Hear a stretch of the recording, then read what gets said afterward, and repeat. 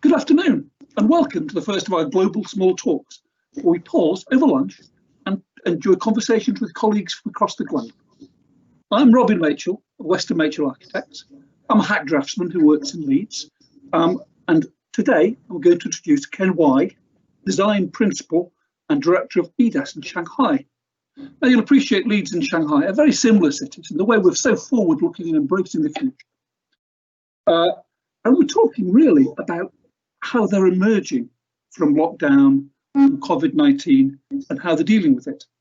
But before we get into that, just a few housekeeping tips to make sure that this presentation makes sense and you enjoy it as much as I'm going to enjoy it. Firstly, you'll all be muted when joining the event. All got that? If you want to ask a question, please do so in the Q&A session.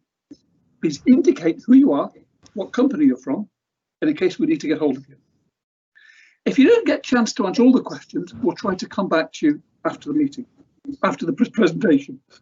I would also remind you, this event will be recorded, so I'd like please just to track your dress sense, your hairstyles and makeup. Okay? So today, we'll introduce Ken Wai, who will share with us the journey Aedas have recently been on, how they've returned to work and the adjustments they've had to make. Now, Ken's really interesting. We've had long discussions prior to this. What interests me most about Ken is that one of the things is he did his first degree at the School of Architecture in Leeds, like I did. Obviously, he's a lot younger than me, and obviously a lot more talented being in Shanghai. But we'll start off with a presentation that he's got. And this presentation, I think, will be really interesting because it signposts the way that the architectural profession and society in general is moving forward after the COVID-19 lockdown. Shanghai is about, I reckon, 2 to 3 months ahead of us. And I think what Ken and his colleagues and their society have learnt and how they've dealt with it has messages for us, how we're going to deal with it, and the problems that they're having to deal with in advance of our own. Okay, with that, I'm going to pass over to Ken. Thank you, Robin. Thank you very much indeed. I'm so happy to be here. And I call this talk called Liberation is exactly how we feel right now. We feel liberated after a long lockdown. And this image you have here of this guy running forward is a poster in the 1950s in China. And we felt that this is exactly what we're trying to do right now, trying to go forward and leave behind what was said before from the COVID. But it just won't leave. I mean, it's part of our learning curve, I think, to be an architect and how we work and live nowadays. So liberation becomes, I think, a very important word for my understanding what's happening right now.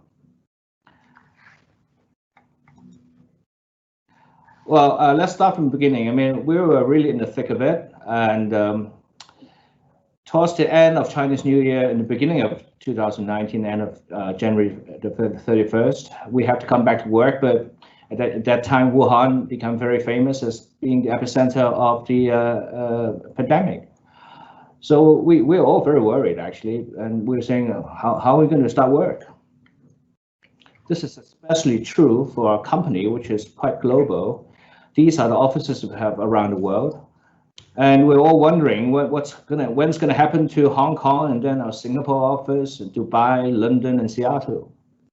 We understand that each country has got different cultural background and nationality and different social behavior. So we were saying, well, how it's going to hit us? It's going to hit us sooner or later. Even we got out of it in China, you're going to have something in Middle East or UK or in Seattle.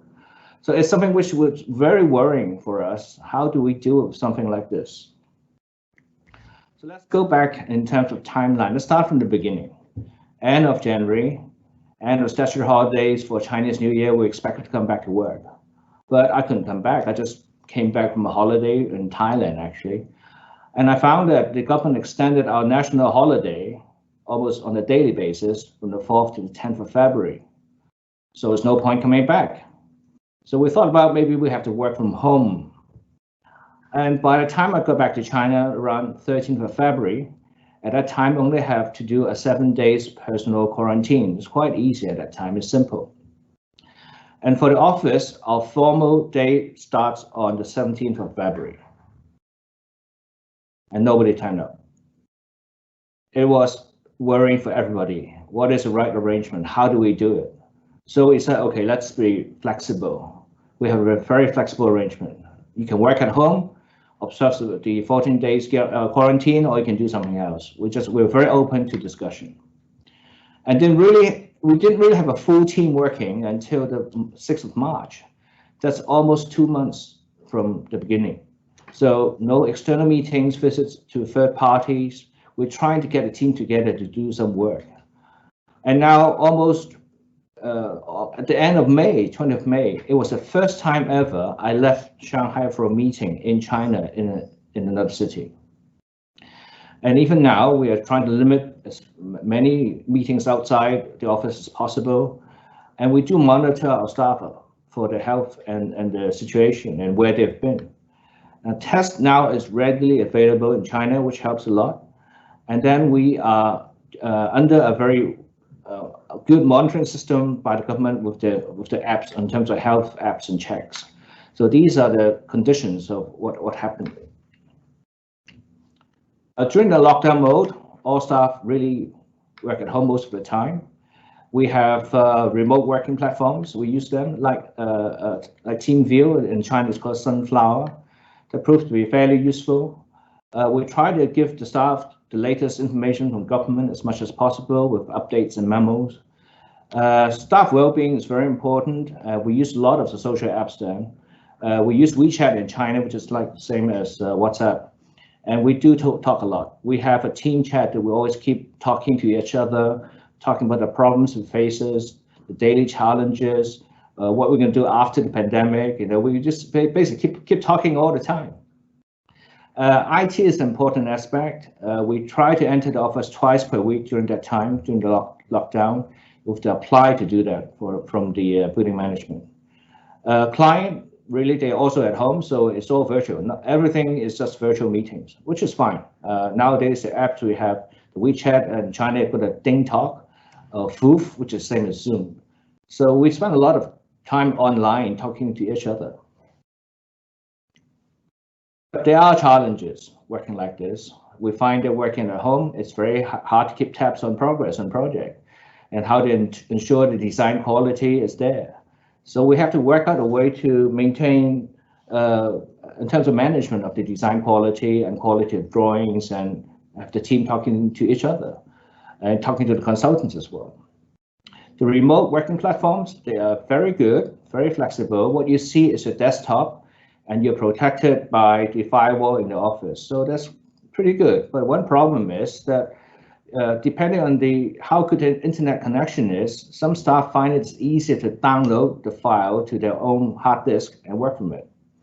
So you end up with a very mixed system of management and security, and something that we have to enforce some sort of arrangement to help the staff to maintain a security level and file management level. And it's very hard to update the new measures because they change every day. Different cities have different expectations, so we have to tell the staff what's happening as much as we can. But I think the most challenging aspect out of all this is deciding when and how to return to work. When and how. And the only way to do that, I think, is to engage the staff, talk to them, work out how they feel, what are their issues and problems, how comfortable do they feel able to come back to work? Do they have to look after the children or elderly? So it's something that is the biggest challenge, is deciding when and how to return to work. IT management can be done through security, that's not a big problem. But with clients or other third parties, lacking the face-to-face communication, I think for our profession, we really want to have good visual contact. You can see the nuance of the body language. You can know what's happening when you're face-to-face, and we do miss that a lot. So after all that, we're now able to come to work full-time. How does it feel? I think liberation is the word for it. I feel our lives has changed. From now on, a lot of things that we didn't think is important now becomes very important. So after the lockdown, how do we get back to work? First of all, as you remember, we have many offices around the world. They're all under their own management and all national requirement, and they differ. So the way we try to manage is to at least we should have some sort of consistent approach to our management in terms of taking risks and safety. So we all set up a task force for each office to talk to each other almost every week, talking about their problems in different countries, the approach by the government, the approach by the staff, the feelings of the staff. And from there, we get a lot of information about how to react to different situations. We want to have a set of very unified procedure, but at the same time, flexible enough for different countries and different locations. They have to be flexible. We have implemented very detailed monitoring plans to ensure that the comings and goings of the staff are very clear. We give them very clear guidelines, how to return to work wearing masks and how to behave, washing hands, all that. It's all controlled in terms of well managed to ensure all the staff are all on the same page at the same time. There's one thing about safe distance at workplace. It never works really for architects. I mean, the 1.5 meter rule, 2 meter rule, 1 meter rule really in reality it just says talk. We still have to work together. We have to communicate. But I think one should be looking for a more flexible way of coming in to work or leaving work. So we have options for staggered working hours. Some staff is happy to come in early in the morning or later in the morning to miss the peak hours and then go home accordingly. We maintain virtual meetings all the time if we can, and options for working at home as well. Because some staff, they have children and they want to look after them, and elderlies, they're able to do that. So a very flexible approach. It's like a mixture of working method put together, and then the team leaders all each communicate with the staff and the team together work out the best way forward for the projects and the way to do the design and the work. And of course, there's strong contact tracing. The government in China has got very good apps to ensure your safety when you travel around the country itself nowadays. We have internally staff access monitoring, checking the temperature, making sure we know where they've been so that we can share the information to make sure that we minimize the risk as much as possible. They wear face masks all the time. We actually provide them with face masks. And then if one can afford the time and energy, I think a good thing is the day before you return to work, get some professional cleaners to come to the office. I can say for sure, for many architecture studios, they are not exactly the most tidy space in the world. We find that after a good clean, people come back, they look very happy and they feel, wow, this is fantastic. I never smelled the office like this before. It's so fresh. So that's something I think worth recommending.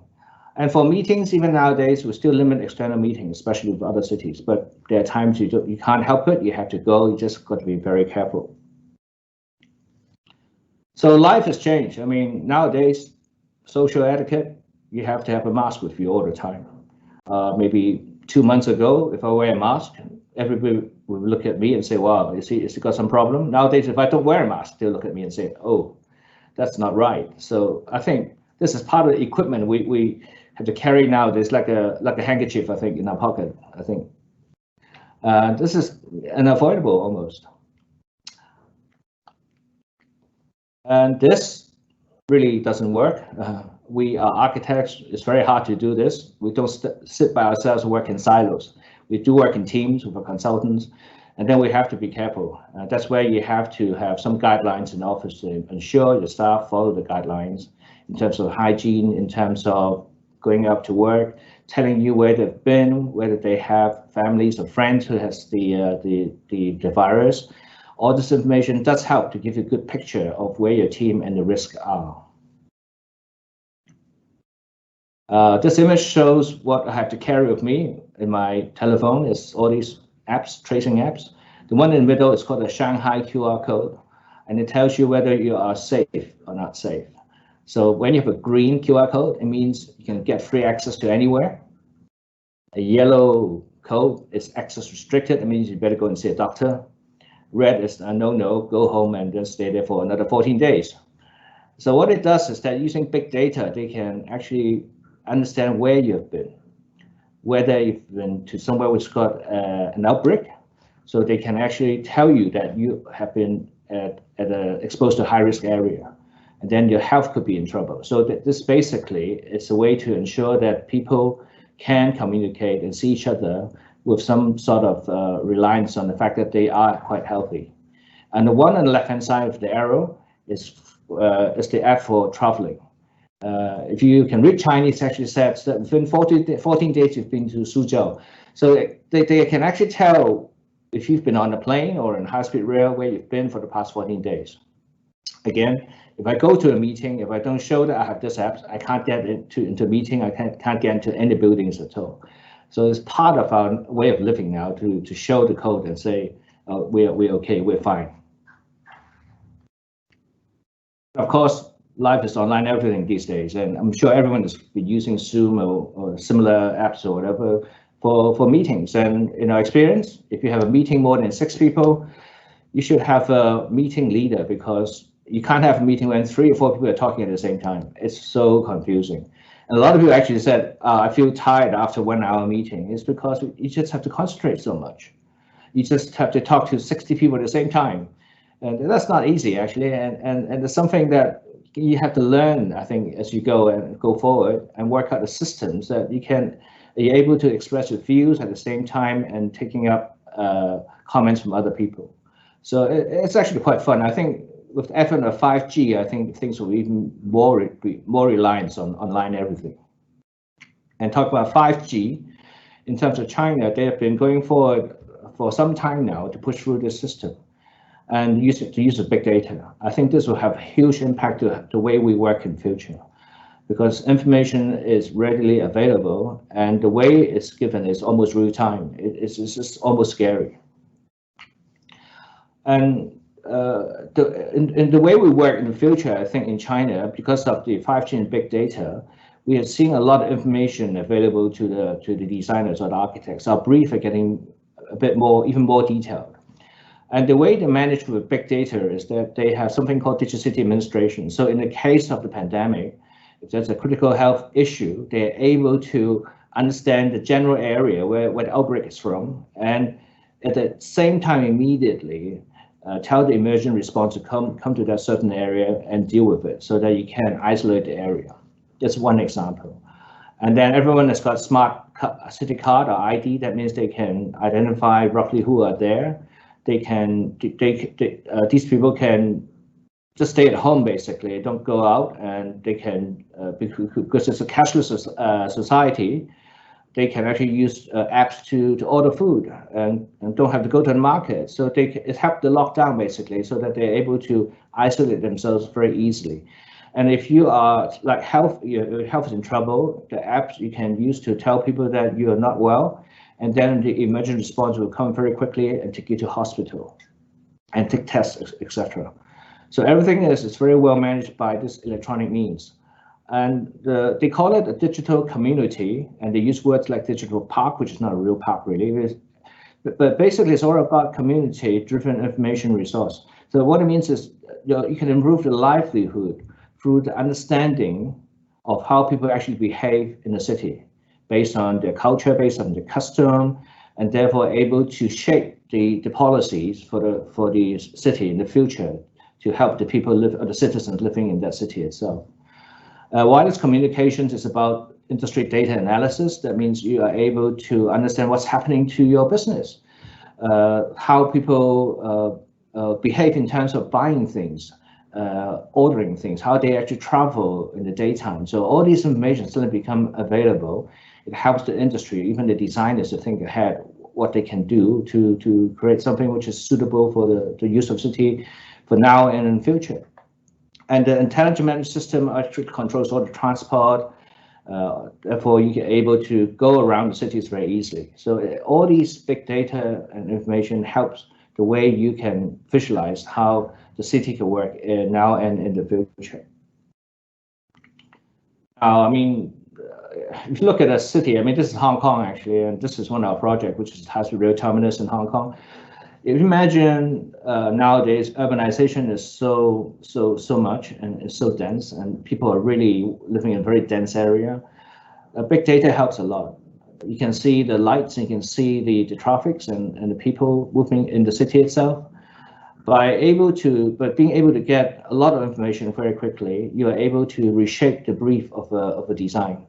Not only are you receiving ideas just on areas and functions, you can see how your design can impact the city itself. But just putting this building in the middle of the city itself, you can immediately understand how it changes people move around, how it changes the nuance of the city itself, whether it creates more retail possibilities, opportunities, and how people can behave differently. So I can say for China, at least, the future is a lot to do with understanding this multifunctional urban districts, or mixed-use districts. In China, density is very high. They really want to spread out the city so that they don't actually create a very congested city with a very single node of center. The Beijing version is a very good example. Beijing is based on a very old city and expands through ring roads and slowly grow out. And basically, it's very congested. So they don't want to do that. They want to create nodes through transport-oriented development with high-speed rail, underground, to create different nodes around the city to spread the population. And because they are able to do that, that means people can travel on the rail, travel on underground. They don't use the cars. It becomes more sustainable and low carbon. And coupled with the ideas of artificial intelligence and design, robotics, computational options, they're able to look at the city in a very different way. I mean, this image here on the lower right-hand corner is actually an exercise for a new city planning in Shanghai near Beijing. And they're using AI to study green spaces, how different configuration of green spaces with all the big data coming in through, they can project how any slight changes to the size and scale of green spaces or green spine can actually help shape the city itself to create something which in the long run will be quite sustainable. This is one example. So what can I say? I think, to me at least, after all these, I feel a liberated life is a healthy life. I really hope that very soon we'll be able to enjoy our time together, see each other not online, but see each other in person. Thank you very much.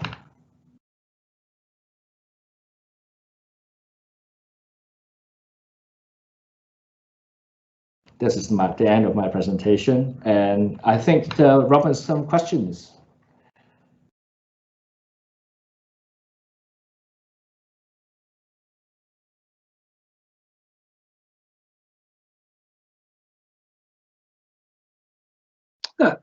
Ken, thank you for that presentation. That was absolutely fascinating.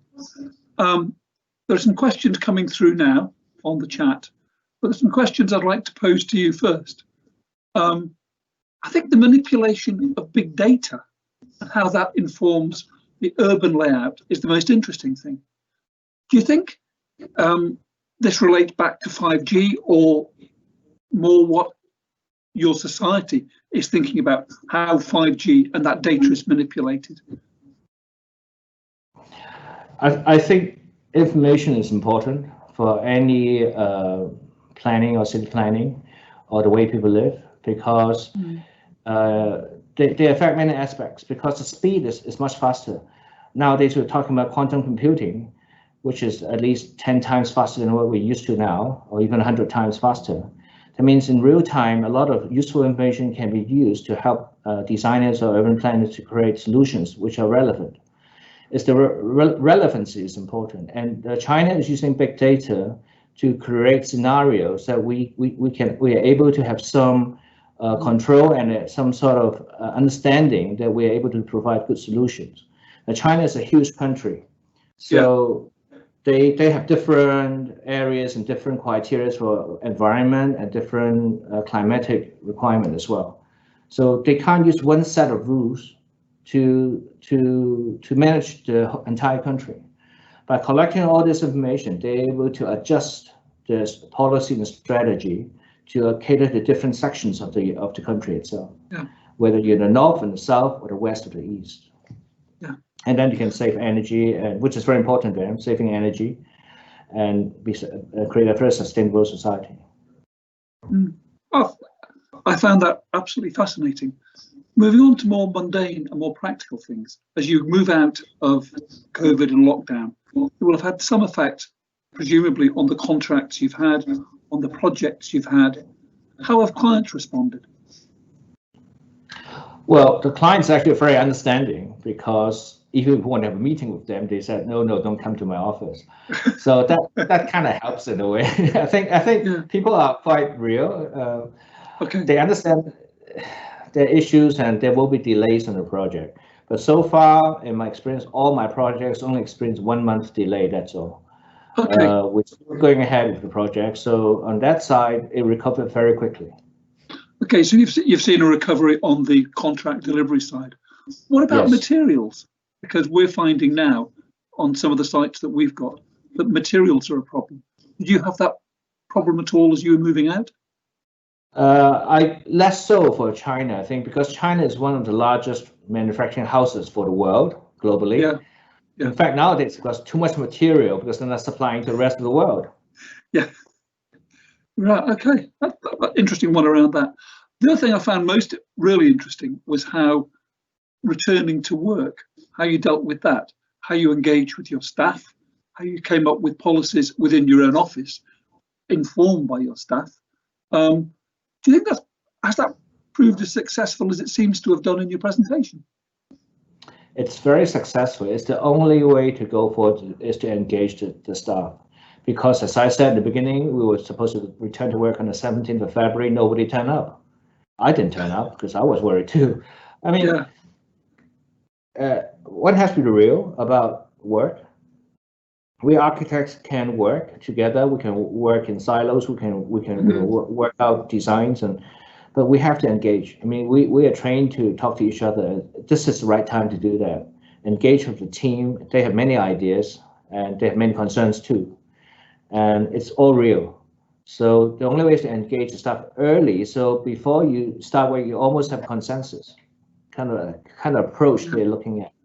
And what we feel is that if you are flexible enough, the staff are able to understand, because sometimes they have to say, I can only come on Monday, Wednesday, and Friday. So that's fine. And then Tuesday, Thursday, work at home.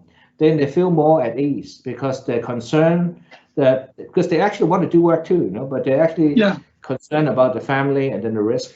And then they feel, okay, so we can manage it. And they all know that it's by stages. So you just do it by stages. Your team will come back together. My experience is it takes about 4 weeks. Then your whole team should be able to come back all together, about 4 weeks. And let them decide how they want to do it. Sometimes it's because one of the family members has actually got the virus. Then you say, anyway, don't come in anyway. So you have to be flexible. Yeah. Okay. Have we any questions coming through? Looking at good. Okay.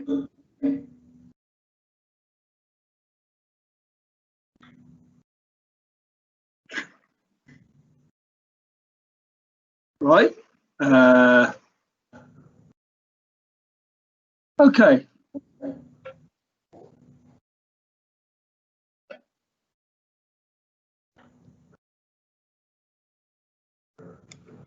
Okay.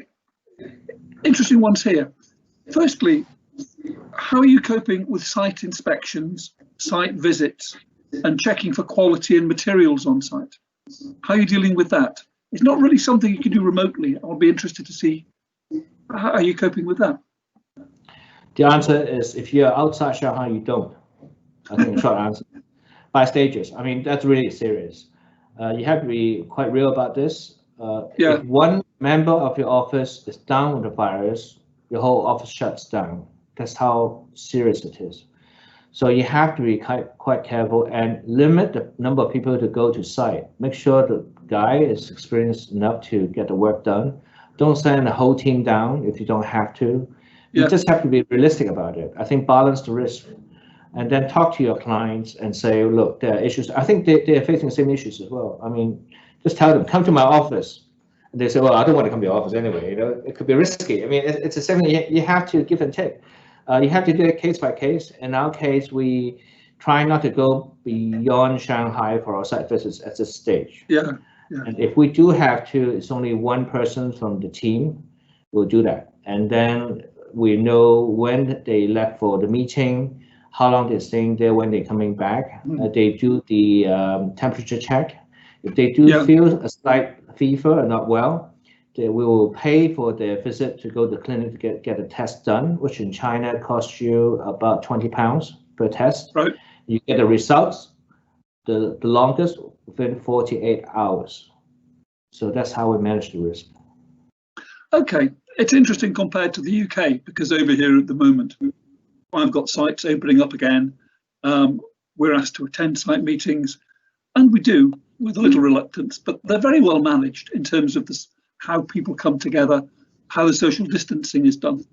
There are many examples, sorry, I mean, Robert, there are many examples in Hong Kong where they have gone for a meeting and the whole meeting have caught the virus. Really? Yeah, be real, I think, be real. That's very difficult. I think because we need statutory inspections by local authorities and we have to deal with planning applications by local authorities, are you finding that your local government or central government is dealing with the issues that are coming out of that? There certainly are, although they always say the social distance thing really on site, it doesn't really happen like that. Again, you just got to be careful. I mean, the way is we just have to monitor the staff as they return to work. If they do feel that they're not well, they will do the test. The only way to make sure you're okay is the tests. If you don't do tests, you're not quite sure. Yeah, okay, that's interesting. Because, again, with questions coming up here, well, a lot of the questions I'm getting through are about face-to-face contacts, how we're dealing with that. And I think you've dealt with that pretty succinctly. I know over here, we use Zoom, we use Teams, we use FaceTime, all manner of ways of meeting one another. I don't know what your experience is, but we talked about Zoom fatigue. I think the issue we have is that if I'm chairing a meeting, I find it very, very difficult with Same people here. there. Very, very difficult to read the body language. My eyes see, my ears hear, but there's body language that you can't read, and you're trying very hard to. We have face-to-face meetings now with clients in the office, carefully socially distancing, because they can't quite cope with actually trying to deal with everything on Zoom. Are your clients getting like that? Yeah, I mean, I just did a presentation to Singapore today, and I guess it would have been better if I was there face-to-face. But again, I mean, we're trained to do drawings, so drawings talks. If drawings is good enough, then it should be fine. I think architects are quite, flexible. Yeah. It's interesting how we're dealing with COVID-19 over here, and our response, compared to the response that you've got over there. Do you think the UK's response has been proper enough, thorough enough compared to how you've dealt with it? Well, I think a proper response is based on culture, local culture. It's not easy for anyone to go to a different way. Yeah. So I think each culture is different. I mean, in China, they have SARS before. That's why they're very the perception of it is quite sensitive. They really immediately jump and say, well, we have to do something quite drastic. So because of experience and culture. And a successful way of doing it has to be based on the right culture, understand the culture, and make it work for everybody. Yeah, yes. Well, I think every culture is different, every society is different, and you have to respond quite carefully to that, I think. In terms of your policies within the company, you talked about how you went back to work. In terms of policies you have now and ongoing policies, do you think they'll be changing? For example, our own example is, I was never that keen on working from home. My own personal attitude has changed now. Do you think your attitudes in your company will change in respect of that? No, I think office working is still important at this stage. Yeah. But I'm not sure after a full implementation of 5G, whether they will change or not. I've got a feeling it may change actually. Because with 5G, you can look at a Rhino model almost in real time. You can play around with it very easily. It's all in 3D, virtual reality. All this is quite different. Yeah. And real. I mean, at this stage, it's just almost there. So, yeah, I think the way we work is changing based on technology. The only problem at the moment is we have multiple different apps and different software. Don't talk to each other. Yeah. Like BIM, for instance. I mean, I don't know how many generations it's going to get through until everybody can actually go in the same cyberspace and look at the building. I mean, it will be there sooner or later. I think 5G will help a lot of that. Yeah, I think my only concern is, personally, I like working in a studio environment. I like being able to bounce ideas around, and it's a lot easier when you're face to face or in the same physical space than it is online. That will be something that I think will follow. I don't ever think you'll probably lose the studio, but we will have to see. Well, I love the studio. I mean, we have a lot of laughter in the studio, so yeah, we'll definitely want to keep that for sure. Yeah, absolutely. I think you need to. So that's okay. I think another question I've got is in respect of with the movement of 5G and the issues around sustainability and the green agenda over the next 5 and 10 years. Do you think, from your experience that you're seeing in Shanghai and in your society, whether that will help inform and develop it? I'm thinking of electric cars, self-driving cars, the growth of the bicycle back again in this country. Yeah, absolutely. China is so keen to save energy because imagine a huge country with 1.4 billion population. If they waste energy, everyone wasting a little bit of energy is megatons basically. So they understand that there's no way they can go back to the way they were before.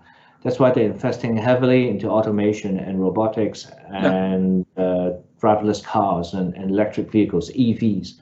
These are so important to lifeline and to have a healthy society in the future in China. They've been investing a lot. I mean, they are very strong in the sense that they will have policy to support that. Therefore, you see EVs, electric vehicles, being done, I think by 2025, at least 30% of the cars will be EVs. So they've got great plans for that. I mean, they see the only way out for them is to have clean air, good way to live. For so many people, right? Because it's a big country. It's just mega. When I first came to China, I didn't realize how big it is. And I realized that no matter what I do, I can never see enough of China. But the high-speed rail, for instance, they have high-speed rail. A good example, if you travel from Shanghai to Nanjing before, it takes you 2.5 hours of train ride, and now it's 1 hour. Now 1 hour is like suburb to London. So 1 hour is nothing. No, so that's you amazing. Can shrink the size of a country by just doing that by what, 60%? It's quite amazing. Yeah. One of the other questions that's coming up, and one of that I'm interested in myself, are you seeing changes in clients' requirements around how buildings and spaces are designed? Now, we've been looking at office layouts, how you would alter those in respect of COVID-19, in respect of urban spaces. Are you seeing any variations in that, in requests, or indeed your own responses? Is it informing how you see the design going? Absolutely, that's a very good question. Every client said to me, "Can I open the windows?" Yeah, that's always the same question. I mean, work in the office environment. So which windows can I open? Yeah. So I mean, they are very concerned about air quality inside an office. We explained to them, look, you can have fantastic filters, HEPA filters, and the environment will be just superb. And they said, yeah, but which windows can I open? How many windows can I open? It's just actually very real. It actually, let us think about again, the working environment, whether a fully enclosed box is the ultimate solution. And that obviously depends on where you are in China in terms of humidity, of course. There are many aspects to it, personal human comfort, temperature control, energy saving. There are many aspects about it. So you have to find the right balance, and all the more reason for you now to go for something which is stronger in terms of energy conservation, sustainable approach, fresh air, indoor air quality. People are really worried. So, wow, I mean, am I going back to this box? I mean, one of the reasons why my team don't want to come back to work is that we're this super modern office building you see behind me. It's like all this in the city of center of Shanghai. Is that, well, we've got a VAV system. It's like fully enclosed system. So oh, would that be dangerous? And we had a long chat about that. But it's interesting because yesterday I had a client meeting in our office, and in our conference room we've got balcony doors, and we insisted we open those. So we had the doors wide open, there's fresh air everywhere. That worked quite well. But again, I'm thinking of urban spaces. I'm thinking of distancing. I'm thinking of normally you might have a 2-meter footpath. Are we going to say they're going to be 4 meters now? Are we going to be saying that will the space between buildings, the space around buildings, the urban spaces, we need to be considering those? I think that will filter through and inform our design responses. Well, absolutely. I think the density of cities will have to question again. I think you can never make it so low density that it doesn't become a city. A city is a city, but you can have concentrated nodes. That's why you have mixed-use projects. So they have many different functions grouped into major transport nodes. So people don't have to go to the city just for work. In the evening, there's nobody there. You come back to another part of the city, right? Now the individual nodes become fully like entertainment, working, living, all in there. And all you have to do to go to the node is take it underground, take the tube, or take the high-speed rail, and then you don't use the car. That's a very good way to actually spread out the city. Then you are able to create more green spaces in between them. And don't create just mega cities with no green at all. I mean, Singapore is very good. I mean, they've got lots of green spaces. They're really fantastic. If you look at Hong Kong, it's just too tight, I think. If you look at Shanghai, they've got very nice old boulevards and tree-lined streets. It's walkable. Beijing's scale is like Mecca. I'm the capital. You can't walk in Beijing. It's like if you walk a block, it's actually 2 miles. So scale is important, I think. Green areas, scales all becomes very important aspect in our future understanding of city. How can we make it work better and create more corridors for fresh air so we can have relief spaces. Yeah, it's interesting in this country. Over the last 2 months, there's been a talk about the garden suburb again, about the ideal semi with the garden at the back, the garden at the front, to give that distancing. And what might have been very attractive in Hackney for a while is not as attractive as it possibly was. So we're seeing that movement over here, I think, or that discussion developing. Okay, other questions? Now, how do you find your fellow consultants dealing with it? Because we're architects, we're good at we solve problems. It's what we do.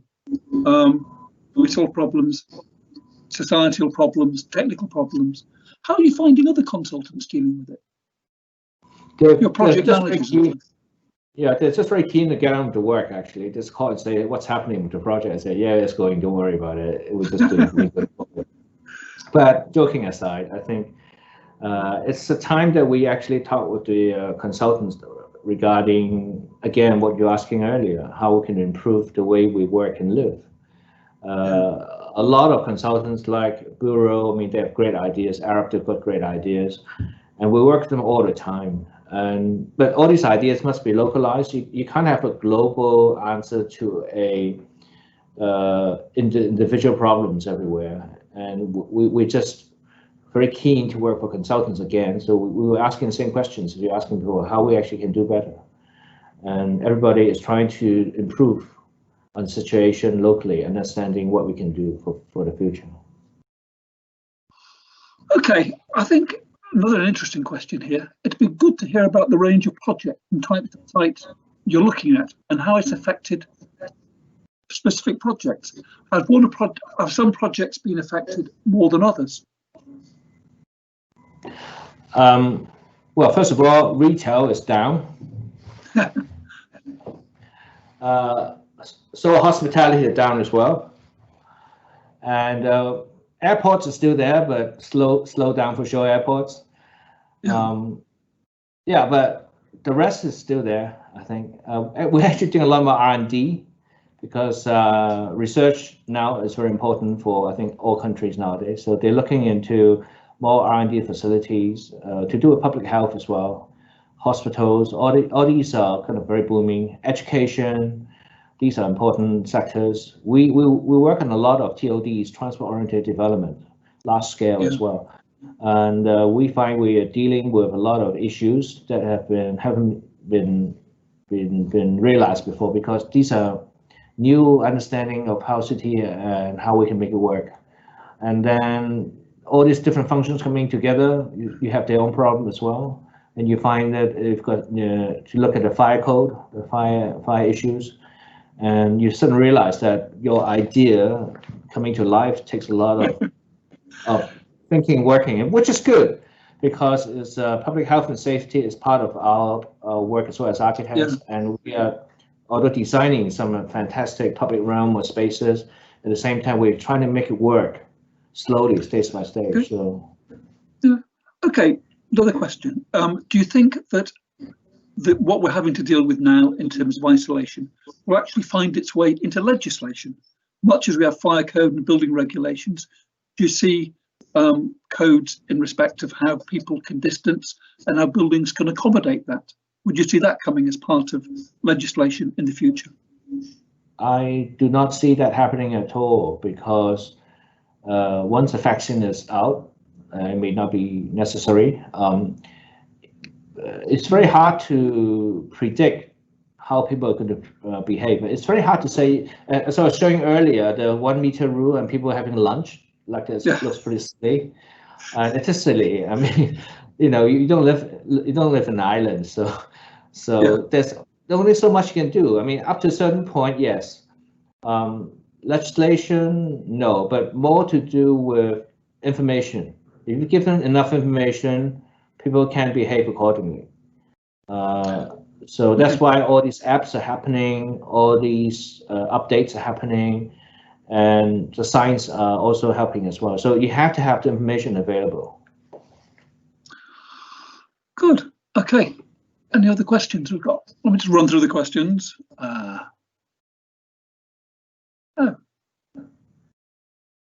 think. Have we any more questions from anybody? Perfect. I'm looking to my moderators, I'm looking to everyone else. What you must all bear in mind is it's Friday night in Shanghai, and Ken's here now, sitting, talking to us, and he should really be out there somewhere, having a drink. No, it's all right. No problem. I mean, I'm fine. I know, but I'm trying to big you up. Come on. I've got my tea with me, so.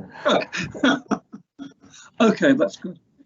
Well, look, I think if there's no other questions, I'm looking at my list, there's nothing coming through.